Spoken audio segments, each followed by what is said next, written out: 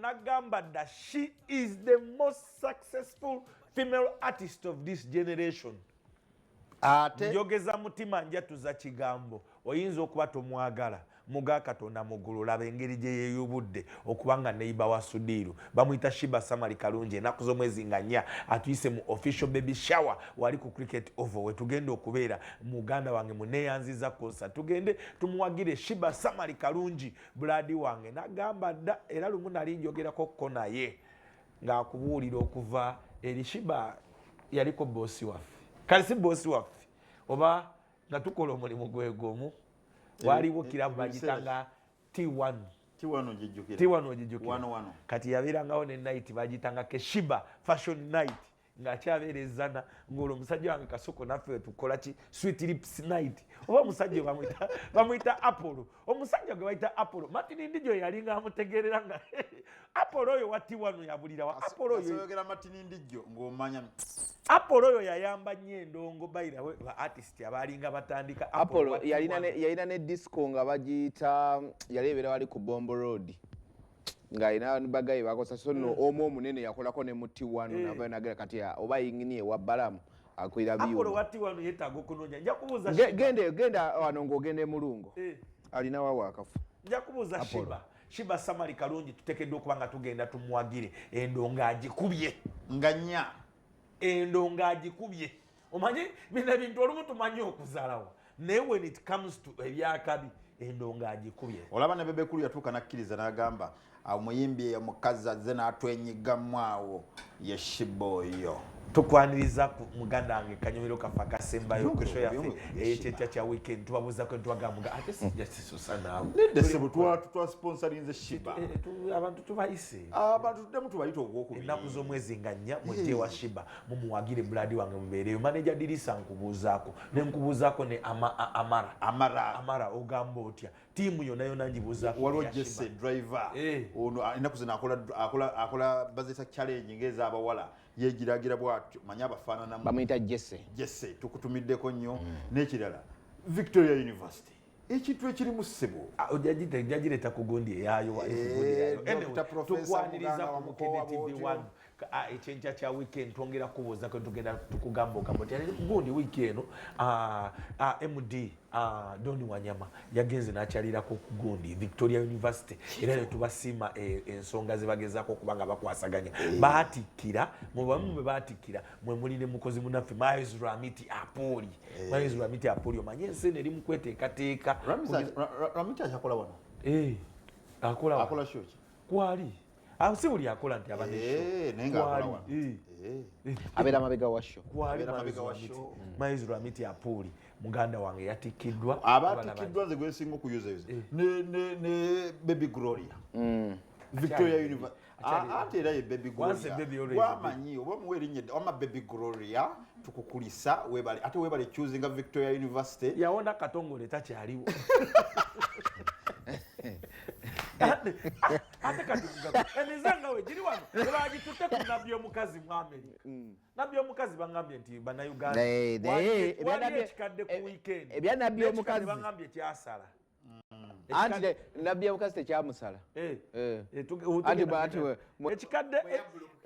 ekikadde okusala ku lunaku lwe mwali ali una mu biru ne Sophie Nantongo nendoza ku weekend yemu ne muganda Mary Flavia Namulindwa yali agenda yakwize before anti abantu bonna baavaawo ne bagenda eri kati nga kumpi ennaku ze ezimu kyokola ekikadde kyasala kubanga Flavia yayita ab'emikwano naye omukolo gwaliko abantu bannayuganda bangi ne Bridget ninayita ababe kati ogenda okwekanya nga almost communities yonna egenze eri waliko abantu bangi nnyo kwaliko abantu bangi kwaliko abantu bangi okwanjira okuli mu America nga kulinga okuli e Uganda nga bakoze tradition bali e Uganda naye Desire yayimba omugole muwala wa Bridget na mitala nga yamuzaala ddi n'akola bw'atyo yamuzaala we yamuzaalira obadde ki nange natiddemu naye ne ŋŋamba Bridget akyali mu kyasa kino kye tulaba Bridget nze we nategeera nti Bridget Waluli kuba yasooka okukola programu ezo ezikyaza abantu okumanya ebyedda ate ng'engeri gy'abafolowinga abamanyi Bridget Nabitala Mary Flavia Namulindwa mbabuuzaako kakati mu kikadde eyo n'ensonga zigenda zoonooneka basooka kuwayiriza musajja wange ani big spender Bruce big spender nti Bruce yakikoze omanyi Bruce alina amapanti pati ate n'akasente akalinamu mu America kati baali bamufunye bagamba Bruce bye wakoze nesi yabikola oli bamuyita Bruce erinnya lifaanagana erinnya eryokubiri ndyenvudde mutwe naye ensonga yali bweti basooka ne batulimba nti babadde bataano oluvannyuma ne batuwulira nti babadde babiri naye the thing came in nti omu bakiriziganya ne Nabbi ne bagenda ne bambuka mu hotel okwali ekikadde kaakati munne aba agenda ewaka nga obudde buse namugamba lwaki tojja ne tusula eno ffenna kumbe olwedde ne Nabbi akyali ki ne babeerayo abasajja babiri ne Nabbi kati nze kyesimanyi nga we tumanyi ebintu by'omu America na buli kimu first of all ekiyinza okuba ekyaganye Nabbi okuloopa ayinza okuba tanafuna mpapula immediately waloopa ku poliisi ebyona bijja kujjamu abaddaka deportation ebeyingira kyakubiri ezo hotels ziriko cameras kyakusatu engeri gye waaliwo nti nno waaliwo ekivvulu abantu abasulawo baali bangi endulu yali emuyamba very soon simanyi lwaki tegeeza alimba no nze njagala tukitunulire ne weegendereza era bangamba bwe bati negamba sekamati naye yali ku mukolo kapalaga ali ku mukolo nze nasooka ne ngamba ekimu raga beni yali ku shift sokove kwekyo ku kivulu kwenyini wabadde ku hoteli wenyini wabadde ekivulu we mubikoledde muto ku bantu kirabike nga bana yakola ki yagaana naye ng'okimanyi nti abatulaba tebamanyi mboozi gye mwogera abatulaba Nabbi Omukazi yagudde egyali mu America bamulisiza kibayita kirisamaanyi abantu bamukutte ye bw'agamba Nabbi Omukazi naye yavuddeyo yakoze ne interview nanyumya n'engeri omugenzi yamukwanamu byonna anyway lwakuba kizibu nnyo osanga abantu be bakwata mu egyo emyaka ate kibrandinga ffe tukoze amawulire gwebiwulira nnyo nti bamukutte ngaali mu egyo emyaka Nabbi Omukazi alina emyaka emeka ejya retirement gyemeka egyo abantu tebagimanyi kategori eri awo bagiyita retirement baganda baffe mwena bali mu diaspora tubabuza mu diaspora bakuba engeri yagayira envudde mutwe mu diaspora steve e London gundi gyali Afrigo band gyeri e London ne Carol n'ogenda kubanga katubadde ova kuyisamu ba America abamu abandikwaniriza obatadde ku lisi yaabo abateeberezebwa nti bakutte nangambye tebaaliko bali ku mikolo wenawulira bwe nti effujjo ly'abadongo olimanyi era ekyanzikira omanyi buli womanyi effujjo ly'abadongo neringa kapalaga yakoze byaki raga beni yakoze byaki sekamata akoze byaki tuba brandingira anyway e London Afrigo yegyeri ne Carol Ntongo olunaku olwaleero sides e London blood one by the katini nnyo waliwo omuntu eyazze ku internet y'okwo doni ye Judith Nasanga amanyi gaalina ogalaba okwo va ku bano tubadde tujubisa yagulidde gundi bodyguard wa kusasira emmotoka eyagulidde ani yagulidde omukazi Judith Nasanga oyo kati alabayo tukole bwe tuti tanangulira muleke yaliwa gwe nalabye ayogera ne Madubala eyo yagulidde Madubala manya motoka 3 omweru ye bwati si mweru ndoza mwali omwo abeera okwo ku yawuga kwengera abeera okwo ku TikTok n'akola ki n'asooka azigabagaba wamulabye nalabyeko ng'ayogera ne Madubala waba yoyo namulabye yogera ne Madubala n'agamba ne Madubala amuwadde emmotoka lwakuba nti kati ate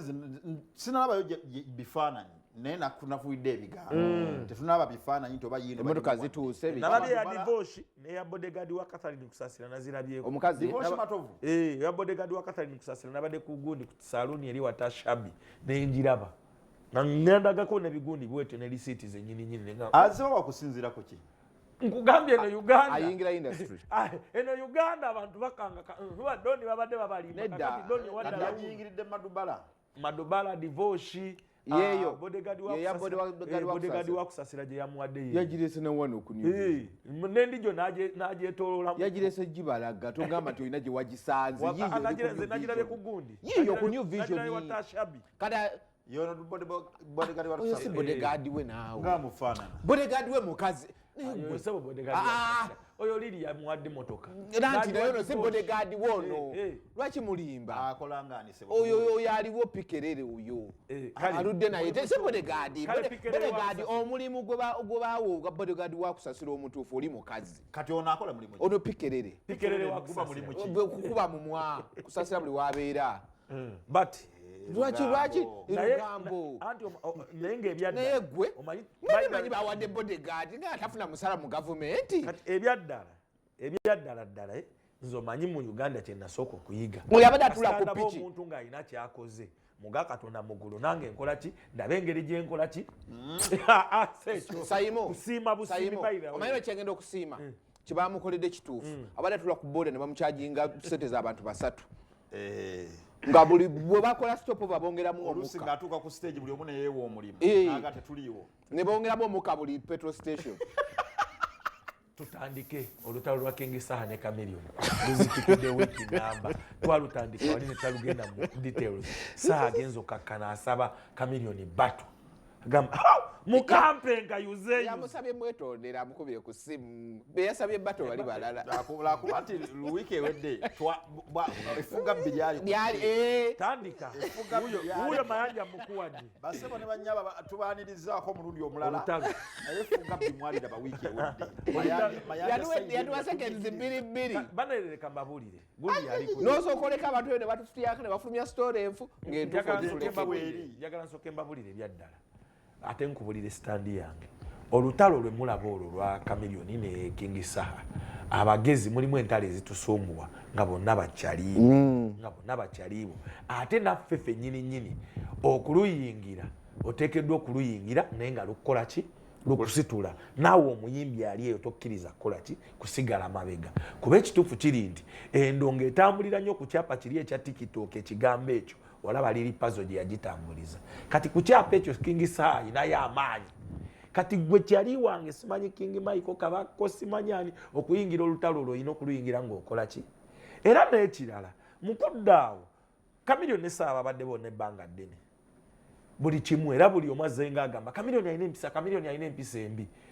nenjagala ekya Saha okumugambako because tugenda kulinda kyali waffe kutuuka kubanga ali yekka Saha tumuleka agambe ku Chameleon waba alina empisa embi ng'asobola okwetereeza yeetereeze because ojja kutuuka olabe Tony Skeleton agenze tetujja kutuuka kulaba nga n'abaana be bakoze eki amudduseko naye wookikola ennyo ku muntu akubeereddewo tolemezaamu nnyo tolemezaamu nnyo leka kukola ki yalemezaamu nnyo okwogerako obwogezi nga bwolage ekya Saha kuliko ne gundi ne okukozesa politics w'endongo okwongera okukifunamu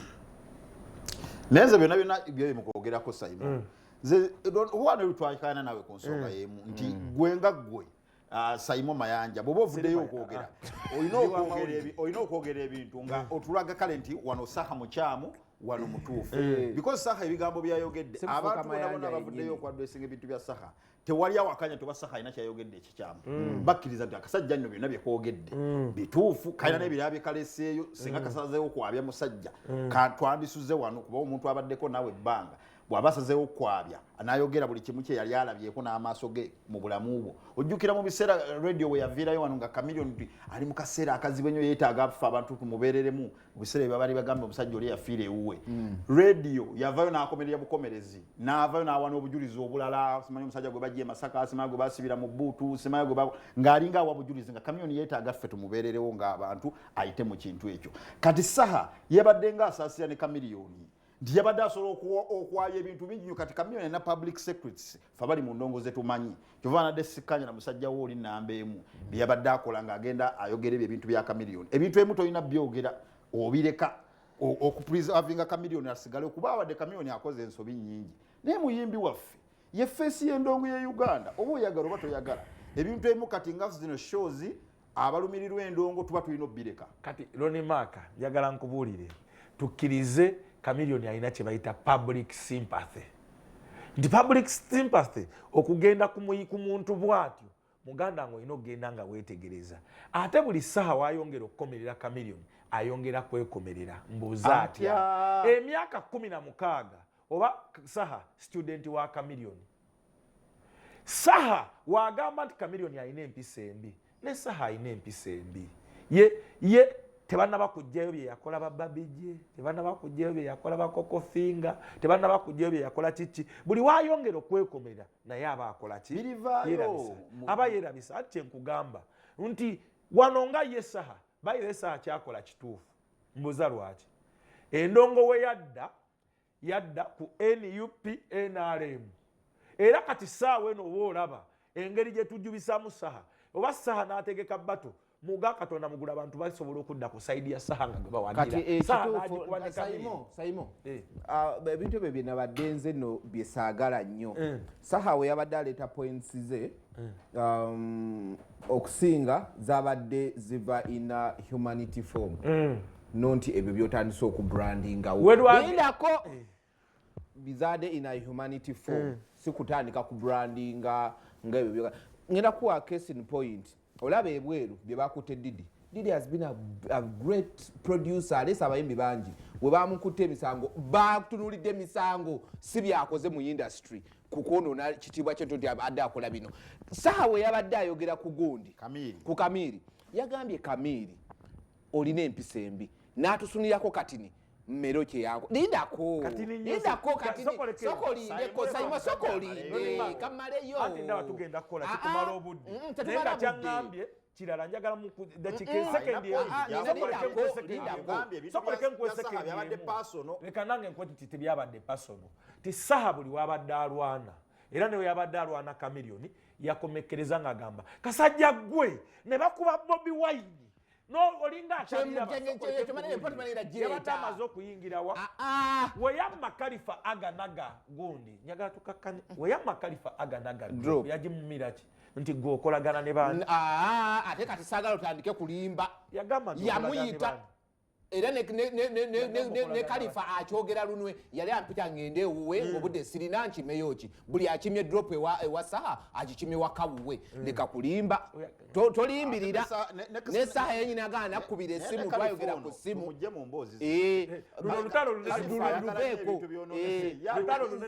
kyobula nkugamba njagala tugende mpolampola abantu tubanyonyere saagala tuteekemu bintu bingi ng'ate ebimu bikola ki mwagala kukomerera muntu olw'okuba nti nomwagala kuliza saidi emu Chameleone kyali wange Chameleone mwagala bati kyenkugamba kikino n'ekyo ekyessasi yakirese n'agamba omusajja ye n'akubeererangawo buli w'obadde mu buzibu ye n'afuna egundi n'omugamba ezo bizinesi n'asula gundi gwe n'ogamba eyo bizinesi ye okumukuba essasi n'omugamba nti neogundi n'akugamba mbuno wandibadde osanyuka nti nze ndi Ailanda munno bampadde omulimu naye ate onkomerera kati mmwe abayingiza abo musimanyi Saha gundi yeyakukuza oli bw'anaakola ensobi wadde yeyakuza temugambeeko akakanyalo olw'okuba yannyamba mu kusooka ye omuntu takula mu maaso ga muzadde we kati tukkirize Chameleone ebintu ebyamuneneza Saimo wadde kale oli mayanja kituufu naye ate olumu tukkirire ku TV ne Ronnie Maka nze njawukana ku bamawulire abalala oba ku mmwe mwena mwena nti ningo w'amawulire ayimira ku w'amawulire mwe kye mwagala sympathy y'abantu because endongo yadde ate we gaba tubeere fair endongo of late eri kakati mmwe abagezaako okulaga nti si gyeri Bobi Wine yazze mu ndongo n'agirwanira mu indirect nga bw'atera okukola bw'oba mujjukira gundi ya Chameleone we yagwa stage ya Chameleone we yagwa press conference eyaliwo Bobi Wine yayogera ati kati kankubuuza sokolindeko yayogera balemeddwa tusikonda yagamba ati tugenda kwagala kukola kikunda tugende ku topic endala yagamba enkuba eno ewaffe blessing ewalala ereeta bizibu mu ngeri ey'okujeregerera oba mugijjukira statement mugijjukira ku press conference ffenna tumanye endongo bweri Chameleone Bobi Wine lwafunye gundi eyo n'agenda King Saha nga yamuvuga Statement yabadde etegeeza ki? If Bobby Wine walala. King Sanga avuga Bobby Wine po airport. What does that mean? Yabadde ina message gyayisaawo change tuufu. Naye ekyokubiri sibwe wadde gusoose okubeera mu mmotoka nga bakwata obu video. Leka tusoke tumulemu tugenda kukomawo. Weekend to digesting andongo waliwo baganda bange abali e South Africa mbabuuzako mulongo ali eri bayitayo amastral angambye no program muganda ng'agirinda nga golodi waliwo omukwano gwange bamuyita miti naye ali South Africa miti South Africa eyo mugamba mutya mwebale kubanga mukwasaganya ekintu kino waliwo mugundi manager dirisa ngambye kwali abe South Africa nabo yongerako SN Powers nayogere naye week eno SN Powers ebintu akyabikolera Kashimayanja SN Powers nkuvuzaako ne kugamba ogamba otya nenyongera ku Edwin new chapter bantu baffe bandabire South Africa bambi mutwagala nnyo it is a big audience David Lutalo ali South Africa gye aliyo gye yagenze tutumire be South Africa Lutalo muleke Lutalo bwananga tutumiriya wano soka utumira abali South Africa bamba Edwin new chapter n'abaana bagundi olutalo akyateekamu abatali muka olutalo lwa Saha ne Chameleon King Michael yaluyingidde lwamwokyeza lwaba buddoli omuyimbi alina luyingiramu atya ku lwesonyi wakola ati abasinga balwesonyi lugatta nalaba Gravity nga bamuyingiza olutalo olwo yabadde ne Crystal Panda n'abagamba bannanga okubalimba kubi bana abantu ba Luganda olutalo londeka kakati ye Mike ajjukira luvannyuma nti olutalo lumwokyezza akomawo yeetonda naye n'ekirala yakoze ensobi nnyo bambi Mike kubanga n'okwetonda kwe nyini kitegeeza nti omulundi ogulala bw'ali baako kyayogera tujja kulwawo muwuliriza n'ekirala bayirawe olutalo luno katini nnyo Chameleon ne Saha bayaayi omanyi abayaayi basobola okulwana bwe bati nebanyakula naye ate era Chameleon mu bintu bino eby'entalo era ebiseera ebisinga atera ovaayo nga wiina atya ababba amagezi kati Chameleon asobola okudda n'alaga Saha walan twogere muganda wange ngeri wasindika obubwa akuyita bulungi ne mukkaanye n'okwetonera n'akwetonera Chameleon talina buzibu mu kwetonda yeetonda bulungi eza n'okuga tukoleyo n'oluyimba ne yeetonda n'akulinda mu kkoona wali kubanga balina okwesasuza oyagala toyagala akulinda ng'olutalo luwedde byonna nga biweddewo maze n'omusonyiwa n'akwesasuza maaso wali era nze kyensuubira Chameleon alina okugenda ewa Saha kyensuubira ekyokubiri waba tagenze wa Saha ajja kubaako wamutaayiza boogere beekubye n'ebifaananyi bayinza n'okukolayo akayimba okulaga nti ki byaweddewo naye ate Chameleon aba alina olinda Saha maaso wali amwesasuze because ye Chameleon omutuufu alina okwesasuza naye ekirala Chameleon atya Saha teri atamutya mu kigambo bakuwaana newoba gwani manamanyi studenti we yabeerayo emyezi 6 Saha ekirala Saha ayogera ate tazikiza asobola okukuleetera omwaka mulama ne guggwako ne mukwata ogwokubiri ng'akyakuwa gwolooza kyeyakola Bebe Cool okimanya asooka okukolamu remix nga buli walinnya ku stage abayeyo ka freestyle era yakitandise naye nze ndowooza kasita yajja ku Bebe Cool nebiba nga bikakkanye mu kwa Bebe Cool amawulire Saha kakati tulina kimu kye tutategeera nti bw'alumba mutabani wa Bebe Cool mabega behind the curtains Bebe Cool namugamba nze mbindekemu naye omwana muleke kuba byayitamu bingi right now by that time njukira omwana namugamba naye kola ki nkwegayiridde nze it's okay naye omwana akola ki omwana si yeeyingizaamu nakola n'oluyimba naye ne bamugambagira naye mu lutalo luno lwayokyeza abantu so si Michael yekka ne Uncle P yaluyingidde Kasaka ngambye oyo Uncle Palaso bwekijja ku lutalo luno nze ndi ku side ya Chameleon oyo Palaso yomu kubasinza okutwebola Chameleon yamukuba n'empya ayogera ki nze mugambyeko bugambi Palaso ku kyempisa toyina toyogera nakugwe badde ku gundi eyo shogira ku TI aniyo ziza bafana alina akantu ke yakoze Chameleon nendabanga takaagadde yabadde nga amuleetera yeetonde mu bantu awo ng'ate alaba kamera zikwata n'atuuka n'omugamba oli mukama waffe naye olumu wose batulina okukugambako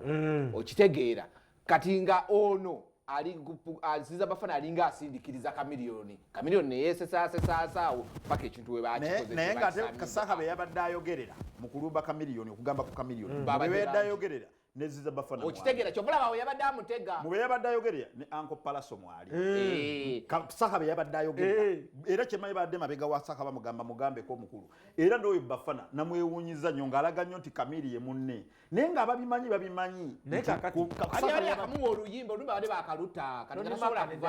naba tuli mu kukola ki gye mbadde njagala okutwala argument eno mwagigobyeyo dda endongo eri mu kuyingira nnyo politics nti amaanyi kati saana agamweyongeddeko okubanga buli omu agamba saawa okuba oyimba n'ennyimba za Kenzo n'eza kamiliyoni okubasinga because saawa akikonde bali eno era ziyimba wali ab'ekikonde abatasobola ziyimba okuzimba okusinga nyini waazo asobola era yova yenyini yazesabidde nabagamba mpeeza Kenzo gundi labayo tulina time gye twalabako wazit Sahai yali omulwadde kamiliyoni nagenda namuyimbirako shows zonna nagenda nazimuyimbirako ndabyeko Shiba wabadde omulwadde Saha nagenda nayimbirako Shiba ebyo babikola nange kinjagala okulaga abantu nti abasinga ne ankopi okuyingira olutalo yaluyingidde nga bonna tebamanyi kituufu bapapye okuyingira olutalo nti ye Palaso lwataddeyo bwati ekigere screenshot ze mwamukubidde ne video mwabulabye ne bamugaa agende yesimbeyo ku gundi ku kya disabled mu parliament muveeko omusajja nze njagala gundi nga tebatebeetegese argument gy'oleese eya politics nze mbadde njagala naye tugitwala awo kyesikkaanya nakyo kyekino Alien Skin, Bebe Cool, Chameleone bakeera ku makya ne bagana ne basinkana President Museveni ne beekubya n'ebifaananyi ne bavaayo n'omugaati Alien n'agula ettaka wali Chameleone n'agula kiro gundi n'agula kiri awutaba politics. King Saha bw'akyalirako Bobi Wine temiriimu na ssente amubonzeeko mubonzi ne tugamba kati yo politics. Nti Bebe Cool bw'avaayo n'awaana President Museveni mu kamera n'akola n'ennyimba zitubonga naawe oyo taba politics. King Saha bw'avaayo n'agala nti bane twogere ku luguudo lw'Ennakawuka baneffe tuli kumanyiga abantu oyo politics. Nze njagala kigamba abayimbi nti nga we mugenda eri ne mugjayo ssente ekapeeka ne mugenda eggulu ne mugenda mu State House ne mwelowooza mbu otaba politics. Kyokka ate bw'ogenda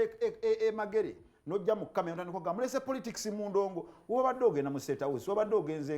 instance yajjo Chameleone yadde aperforminga ne bamuleetera ebbaasa nga ali mu performinga omujjase yavudde eri najje n'amuleetera kati singa gundi Anisaha yabadde Magere ne batulula ku kyemisana ne balya bandigambye politics naye kya Chameleone tewali akyogerako eri gye ebivulu byammwe bye muteeke ku cricket oval ne musooka mukwata VIP yona ne muteeka entebe nga zonna za yellow ne mujja ne mubayita ku stage naliko ku kivulu kya Chameleone ku legend sabasaba nga Bobi Wine wali ku VIP atudde naye nga amateeka gali ku stage backstage awo naliyo balamu nga amateeka yamwogeza kibuli era Chameleone okuleeta Bobi Wine ku stage nyini ye yamwekimira n'amugamba jangu wano birabateeka tebinkwatako be bali be bamanya bali backstage balamu ne tiimu ye naye ng'ate bo bagenda kujja boogere ku stage bonna bambadde yero boogera byasimanya NRA boogera simanya twalwana naye bonna teri agenda kwogera ku politics Bobi Wine olujja ku stage kati mulese politics mu ndongo kyokka ya it belongs to us abelonging eno mu ndongo naye ate bwajja mu politics bali abatabelonging abatayimbaagana kuwadde akayimba bambadde yero ne bajja ku bivulu byaffe ne mutayogera ku politics Roni Maka oli musoko lideko netugenda kubivuga Serena we balekolera ba ku meze soka paka ku meze semba we balekolera bonna bayero we balekolera bajja ku stage cyenjagala eyo si cyenjagala Roni Maka obuvunaanyizibwa gwe nga Roni Maka ina omuzindalo oba dayas bwe tuyina ku shapinga society eno eyo yonna oli ayina omugundi ogende Magere ogende NRM politics gwengezaako okutegeeza gwe okulininga eno okuvunza eri gwe okusobola okwonoona omulimu gw'abalala abeeri we batandise okubanga bakozesa amaanyi ago okuvunza omulimu gw'abeeno kibi ekyo si kibi ekyo si kibi ensonga erimu nati njagala saidi zonna kyovona banzimu ngono bwalinze eno gyenzija Roni Maka njagala tubeere responsible fenna nti abayimbi ab'NRM wabakozesa amaanyi gaabwe ag'NRM okunyigiriza bano si kunyigiriza okuvunza omulimu gw'abali ogw'endongo okutta omulimu kibi nja kivumirira naye abeeri we babakozesa amaanyi gaabwe okwonoona omulimu gw'abano abo tebakola kiti tebabiraba tebakola bwe bati ne bwe bati nakyo kibi endongo ebeere ennyuto wenjagala sigambye nti kino bino nenjagala okyogere mu buli mbeera so siro tugenzeeko emagerero wenjagala si kyegamba ate n'ekyokubiri njagala ekyo nakyo mukyogerenga sirwa okuba nti nno usaha mwamulabye ne gundi ne Bobi Wine n'agamba Chameleone mwe ne muvaayo ne mutandika okwogera ne mu buli mbeera endala mu mbeera eno nyinza obutategeerwa bulungi dayasi gyotika tesiganya naawe naye nekira kigatteko nti oba osazeewo okuliininga sayidi eno n'olina aliininga sayidi eri gwe sayidi yo bweba nnafu oba nga terina bantu ng'oli sayidi yo oli erina abantu guma n'ebigendo kubanga waliwo sayidi erina ssente naye nga terina bantu waliwo ne sayidi erina amaanyi g'abantu yo nga terina ssente naye nga erina abantu kati gweoba osazeewo olonda ssente kkiriza n'ebigenda okujja nakyo nono asazeewo olonda abantu naye akkirize nti agenda avayo na kibaasa naye ayina amaanyi g'abantu so buli sayidi eyinako ebirungi n'ebibi bw'okeera ku makya ssebo nnyaba atulaba omuyimbi n'osalawo sayidi n'ogaa nti Kamiri ankutte ku mukono Gravity ankutte ku mukono alina kkala gy'antuttemu eba eya yero kkiriza nti waliyo ebirungi ebiri mu yero n'ebibi ebiri mu yero olininga eyo nga Simo bw'agambye olaba Simo kyogezako gamba lwaki tugamba ekintu ekyo jo nalaba interview ya Gravity ne bamuteeka ku nninga ne bamugamba ekikuvumya Bobi Wine kimbuulira ekyo kye yali akuvumya oba kye yali akuzzeemu n'asooka n'aseka n'abulwa kolwamase n'agamba yanvuma namubuuza yakuvuma ky'omusajja yampita enkima tetumuulyanko ng'akimuyise Gravity yadde alwiddwa ansa anti kyenkugamba nti olumu mwabe sayidi mubulwa n'ekyo okuteekawo ne mwagala just kukola ki naye sente zo nnyingi bazikuwa oluusi nga tomanyi nakyogenda zikolamu nebakugamba nobabuuza zino sente zemumpadde kale nomala ne mukiteeka ne mu ndongo omusajja yaŋŋamba omu ku bayimbi awo yaŋŋamba mbu ekizibu ekiriwo bakuwa sente naye nga tebakubidde sente zaaki naye bo bamugera kukupakira sente n'otuuka n'oba baŋŋamba zavuma Bobi Wine neneetuma neetandika omuvuma bagiyita Bukedde TV ekyenkya kya weekend naye sente nnyingi omusajja yaguza ettaka mu kizungu awo naye tukumukongratulatinga kyakabi kironi Maka ne Dayas n'abatulaba olwaleero munyinze because mwe gye mukivugira walala naye tukivugire ku mayanja si ku mayanja era nawo woyagala awo nawo walala nenze kyembadde nteesa si pooli because nemeddwa okutegeerekeka otegerekese ffe twakutegedde naye ensonga zoyagaleeterere naye ate tejja kubeera newton ng'olwedde waliwo ebikyamu ebigikyamya bagenda ne bajjayo omugaati n'ojja wano ku mpewo n'otabaako kyonyega ate ensobi awala wezisolo ate gwe bo n'oyagala Chameleone we yagenda mu State House ne we yayambala essuuti ya yero eriko ne badge ya NRM wano wayogera kikololo wajja wano tolina kiwayogera everything was okay kyokka balabe bakola ensobi ya kati kifuge nnyo akavidiyo wekafuluma essaha ng'ali mu mmotoka ne Bobi Wine bulijjo beekwata obuvidiyo bwabwe essaha akyaliyo ne Bobi Wine bayinawe leero n'olyoka okireeta njagala tufune dakiika bbiri mumpe dakiika bbiri uninterrupted mbannyonnyole ndowooza tudde ku peegi y'emu kisoboka kikole ffe tuwulira ssebo Ronnie Maka sigambye nti saha ne ka video tikibi sigambye nti NRM kibi kyembagambye nkugambye nti ekiri mu ndongo ekibi of late buli omu kukozesa saidi ya politics saidi ye gyaliko okwonoona omulimu gwani gwa munne ebyo byogamba nti gundi bwagenda eno n'afuna it is okay kasitoba nga toyonoonye mulimu gwani gwa munno nze wenkwata amaanyi gange nga Simo olw'okuba nina amasannyalaze ga principal nengezaako okunyigiriza munnange omulala olw'okuba ali eri kibi leka nkozesa amaanyi gange naawe kozesa agago behind let this be vuga kintu kyo yita abantu naye kakati obugundi unprofessionalism eri mu mulimu guno ffenna tumanyi nti abantu abasinga okuwagira art be bantu ba bulijjo ate abantu ba bulijjo bebaki bebekisinde oli ne wanaalaba ekituufu agenda kugezaako kugamba nga bwe muli mu kukola nti Simo abantu bwe bagende no tobogeddeeko abantu bwe bagende no tobogeddeeko which is bad nti ati nga bwekibanga kyekituufu anti sokoleke nkubuulire tewali anti bali bagenze eri bwe baba bagenze eri ne mutandika ate okunyigiriza bakabaka bawagira eno muga Katonda mugulu kye mukola kyekibi ti abo temubawagira tebalina bwe bati ne bwe bati ne bwe bati kibi n'osanga Big Eye musajja wange olw'okuba alina amasanyalaze ng'ayagala atakubaani musuuza olw'okuba musuuza w'enaale yamukuba tannagenda nayo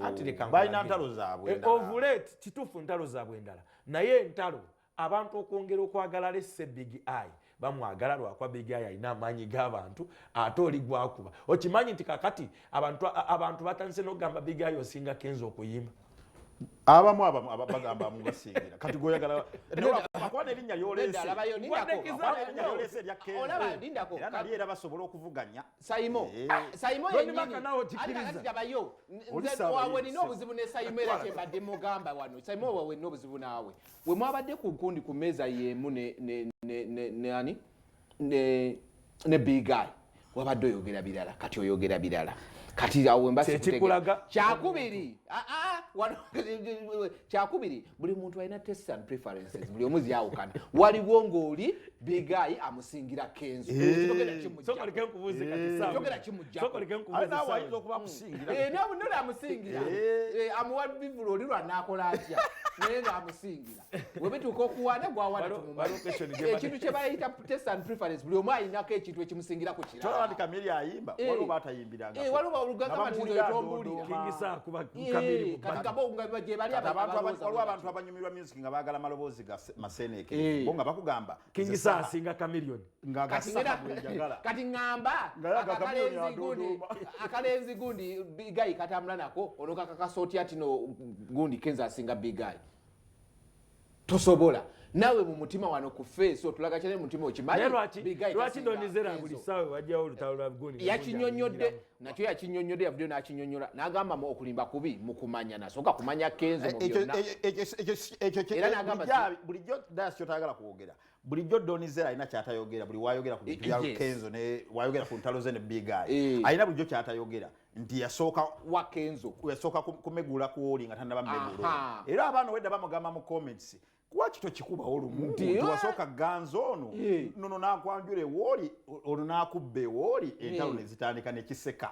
nga kitegeeza yabadde agezaako balaga bannaye kyekituufu kati wakati awo nga bakyayogera nti donizera yasooka kuganza Kenzo nga tannaganza Big Eye kati waliwo eyanyizeemu erinnya ya DJ Shiru wakati awo nti ate Shiru nga ye mwenna yabasookayo ningamba Shiru nga yabeera dda mu ntalo ze balinyizeemu wakati awo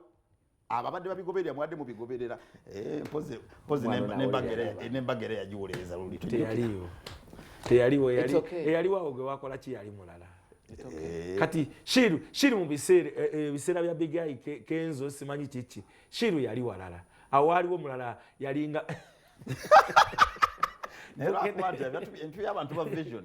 nga kwaliwo Simo wa sikyabigendako olaba yatulemesezza okukolera abantu weekend ewedde nga n'omusayi twaliwo kakati likankubuuza ono omwana gundi Chosen Becky ne gundi kiki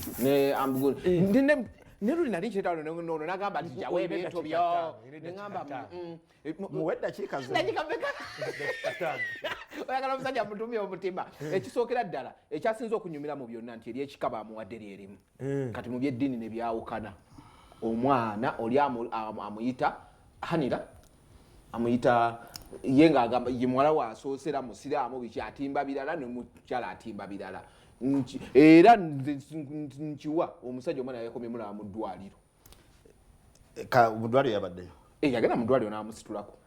era n'ekifaananyi ne bamukuba kifaananyi kya mwana kyowalabye nakyo kikadde kya mwana oli yasooka kati ndowooza oli akirabika kati n'omwana tannamulabako kyatuukawo mu bintu bya gundi bya Chosen Becky ne Chosen Becky Chosen Becky okuva entalotale ezo wezizzemu akaziki ne kakendeeramu naye ze kyenjagala okugamba abantu nti ebikwatagana ku mwana ng'azaalibwa tulina tuwuliza nnyo bigambo bya maama because mama yabamanyi taata w'omwana ki omutuufu ye taata w'omwana ye mama waba awadde omwana amannya nga tekuliko linnya lya kisiraamu ng'ate gwe baawo ogamba oli musiraamu omwana olina mutuma mannya ga kisiraamu then katumanya waliwo ki ebibuuzo ebitannaba kuddibwamu naye lyamuteba eddiyo lyasigadde wali eryataata anti ngambe nti owuliriza nnyo ebigambo byaki bya maama posti Chosen Becky gye yakoze abasobodde ogitegera mwagitegedde bwe yabadde yeebaza abantu abamubeereddewo neyeebaza abaana be kwe yakomye bo bamwagala ki bya ddala kwe yakomye era abakitegedde bakoze eki bakitegedde so nze ndowooza nti kati ekiriwo Chosen Becky atambuza obulamu bwe kyayagala abantu bamanya kibateerayo bakimanya nti kyemmanyi simunze kale nze engeri gye mbabeeramu kino ekintu ndaba olusi bwensinga okulaba businga bwa bukadde kino ekintu kimuaffectinze endongo ye eya Chosen Becky ate by the sea kayeka abayimbi bonna abasinga ebintu bya relationship naddala abakyala biba affectinga ate abalala bagenda mu gundi nebiba affectingira ddala kuba kakati oba olaba Rema okuva we yayingira mu laavu eyaddala naye endongo omubali gukendeakumako ogwedde yeerwanako Rema wadde abadde mu bufumbo naye we yamala ozaala oyo omwana we gwe yazadde wa Hamza we yamala ozaala Rema yaddamu n'aleeta amaanyi gayitaleetanko ebbaka lyonna yateekamu amaanyigezaako okulaga nti akyali ne guno gwennyini omwaka tannakola nnyo naye era atlista alinawo endongo naye ensonga gye tubaddeko mugivuddeko okusinga gundi yakoma ku donation nnyo ku Becky yakoma ku donation Becky wammanyi kyewezagezako balaga abatugoberera Becky ebintu byagala abantu bamanye abibateereyo ne babimanya era okujjawo nga toyagadde bwagazi mugoberera naye kugambye ne posti gyasembye okukola temu abadde muli nnya lyali kati wuliriza olumu tujja wano ebintu byebalabye ku social media byewalabye nabalaba babirabye kati oba otuwaako ebisukka ku social media omwami yakoma ku donation nze ndiringa nnyo n'omukyala omwami omuyimbi ye Chosen Becky kati gwenjogerako nti Chosen Becky alioke n'obulamu waliwo yali manager abadde ayogerayogera ebigambo ebingi yali driver yali ki Chosen Becky wateekeddwa okuba nga waliwo ebitatambula bulungi mu kati driver yali ayogera ayina omuntu gwakolagana naye eyalinga akola ne Becky ate driver mukwano gwa Amiru okitegedde kati bigambye nti ye Becky atambuza bulamu bwe driver ebintu ebisinga byali ayogera ebisinga tebyali bituufu mwalimu ebituufu naye ebisinga tebyali bituufu kati ng'ebintu yayogera ku relationship ya Becky tebyali bituufu n'abaana ba Becky tebyali bituufu byayogerako ebyendongo kuba oyo guy yabeerera ne Chosen Becky ebbanga ddene kuva wa Masaka naye bino byasatandika okugera bya relationship si bituufu the girl is okay with children because ng'omukyala yenna omukwano gwe guli eri baana be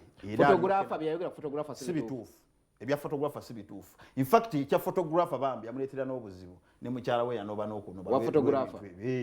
yanoba nange wabikola wayogera ku emboozi mukati n'okakasa simanyi bye biti ne bwe biti mukyala wange nanoba era yaŋŋambye nti nkulaba ne dayasi yayogedde bwati ne bwati omukyala nanomukyala kye yanoba kanane oyogera ku lebuleeta bizibu era byonna tugezaako kudigestinga yabaddewo ono ate nabyo nabiwulira mu mboozi mukati aliwo yawasiza bye baŋŋambye ebyo nti era noono omukulu teyalinze kasuku yali akuwayiriza kasuku yawulira gundi ndala n'ayogera naye yakomawo n'atereeza ebyaddala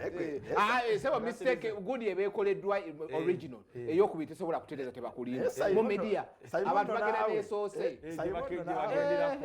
Simon naawe tujja kwogerako mu byafaayo nnyo ekirala Shakira emotoka yaffe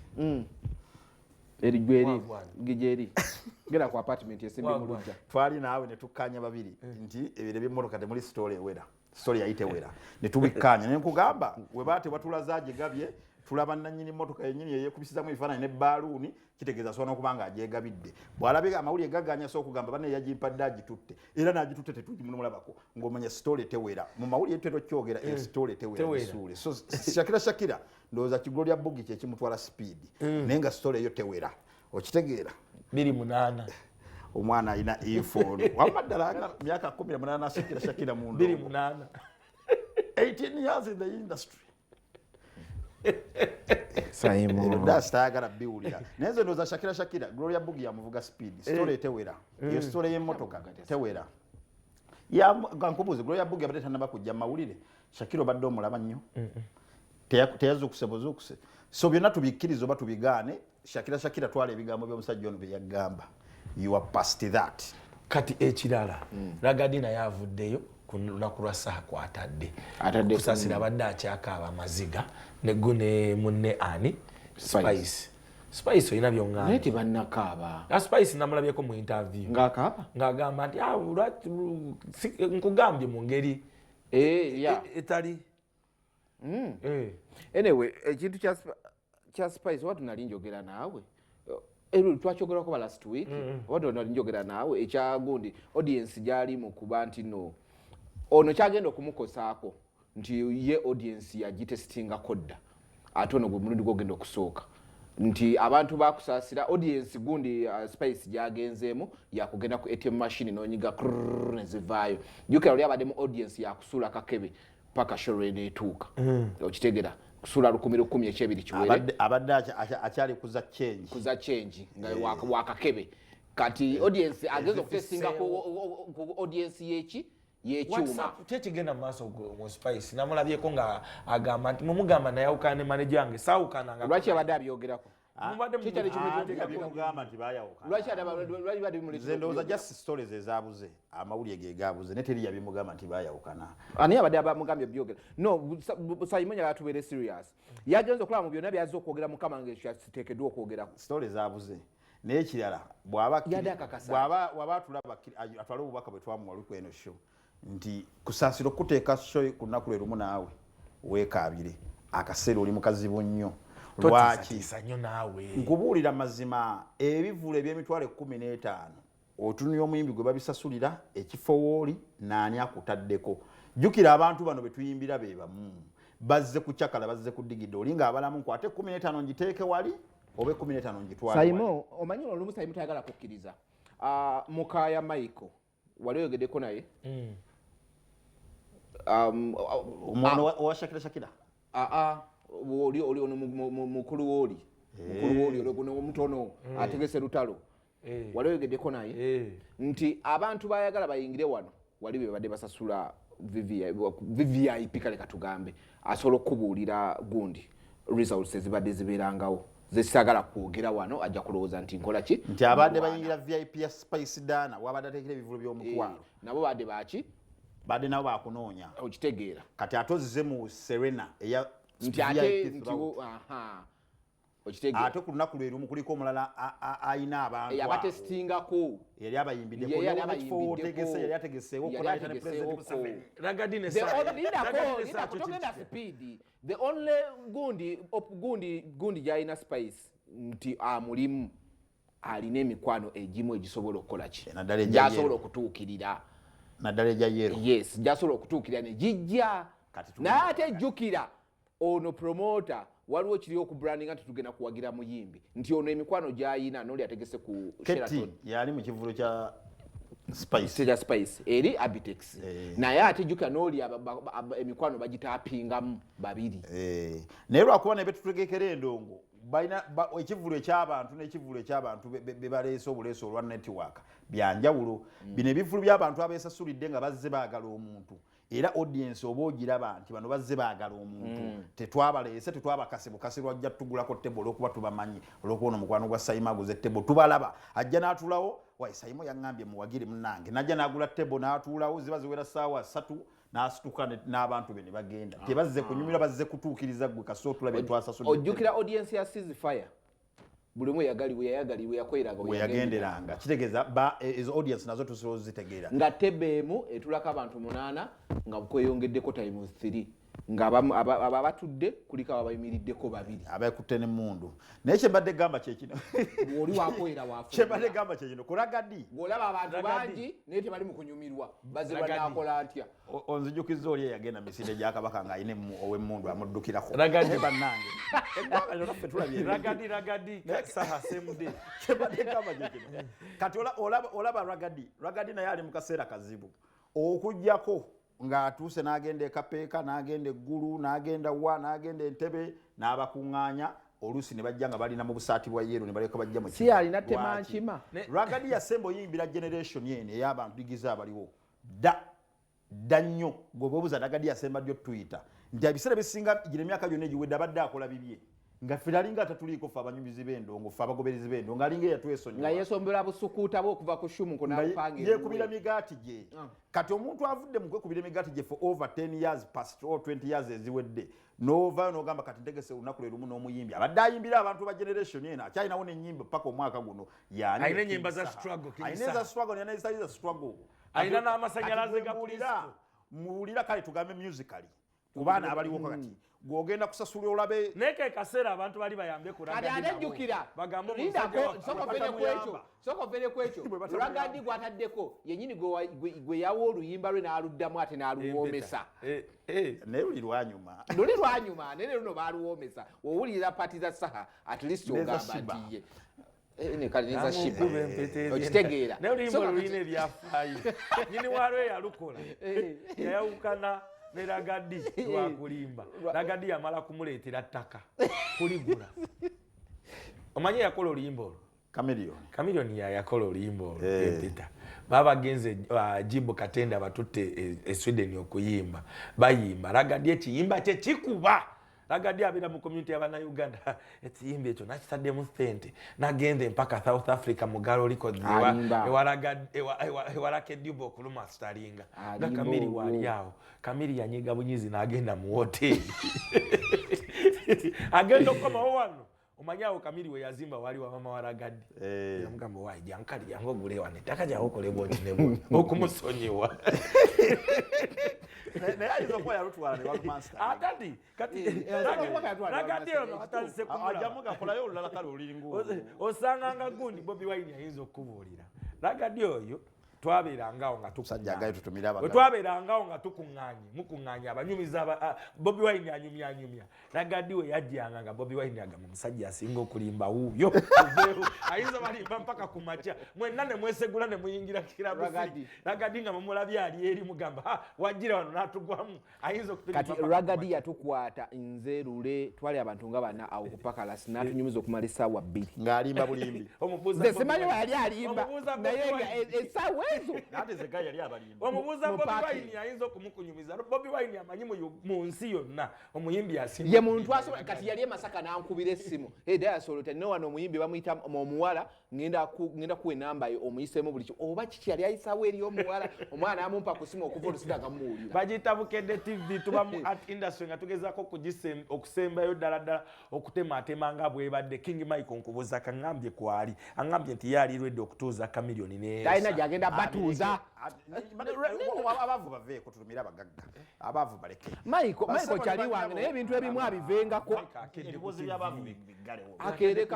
ebibuuzi by'abavu basebo ne bannyabo obudde bw'abavu buweddeko tunaabaddira mmande tunaabatumira abavu katutumira abagagga akaseera kano kabagagga bokka omugagga wange bamuyita mwami Siraje Haji Siraje Salongo bakube nedda sebo oyo ne mwavu ndogera ku bagagga ddala omugagga ddala bamuyita Haji Siraje Harrison ali awo Nateete so asimanyi obazuukuse naye mu abantu b'e Nateete olwo oluguudo labamba wawonna mutuuse obubake wa Haji Siraje Harrison nti tumwagaliza weekend ennungi yeebale oba oyitawo Nateete ng'ogenda ku best kodi nene tulina omusajja oli mukunyumiza bya best lulise mu Kristo Panda yakubayo yali guest artist abireke takuba yabireke kali akubewa tabikuba yabireke abeereyo njagala kusooka kutumira ka i studio bambi akeera n'atulaba yes i studios nengenda kutumirako omukyala wa kaka bamuyita Helen Lukoma oluyimba alutadde Helen Lukoma mugende ku YouTube ye lufulumye kaka annual nanyini Can Records oyo omwana ebintu netwaha waki ono omwana abeera wano ku makya tamutumirako ono fiina zawedde lwaki tagatuwadde mulabi mulungi okuva gye twatandikidde mpaka we tuli ssaawa eno wamma tugenda kuvaawo tukwasaganye ekintu kino nange njagala kubuuzaako Haji Medi kubuuzaako nenkugamba ogamba otya abanatibu mundabire and of course Haji Medi namusanga oli ku gundi ku UK Mall ayinako ogundi yakozeko Forex Bureau empya okwo era kaakati buli kimu Haji Medi nkubuuzaako nedda siki mulimu screen ezibeerako Obukedde TV bambi bwe nti nagamba ola tukira kubala Haji Medi kubuza ko tumutumidde nnyo nangamba naye Simo akagundi akabokisi kosabo kuwamu kamanyi Haji mpa mu kabokisi mvugemu nange nkange nene oje mutumire oje Platinum on Spa oje Dennis nkutumiddeko nnyo wona woli awo yampise naye mu week nga naye nga ndi busy naye nzija wano ngenda kuddamu kubeera MC nzireyo kubeera MC ekapeeka nga twabadde olunaku olw'eggulo nkomawo manyi nabadde MC eggulu ekapeeka naye nga tewabadde abantu Simo yabaddeyo naye ngamba gwe wabaddeyo naye tewabadde bantu tulina olunaku olwaleero omwoleso gw'olunaku oludettu emyaka 8 bukyanga ani namunkenkera agro park etandikawo olwaleero olunaku lwakubiri era nga olunaku olw'eggulu lwabaddewo kyenayagadde ku omwoleso guno okuva ku makya mpaka ku makya mumala okwolesa endongo neja vision group wegibeera ejaffe gitera okukoma ku saa 2 neguli mpaka ku makya era olwaleero wenva wano nzirayo nzira MC n'ekikubo kibi je n'ekikubo kibi n'abantu babadde bato anti agala abantu bavuge speed nga bajjayo products je n'ekikubo kibi baka kati genda okukola n'eshoko z'olumase anyway from me and entire crew baganda bange kajjawo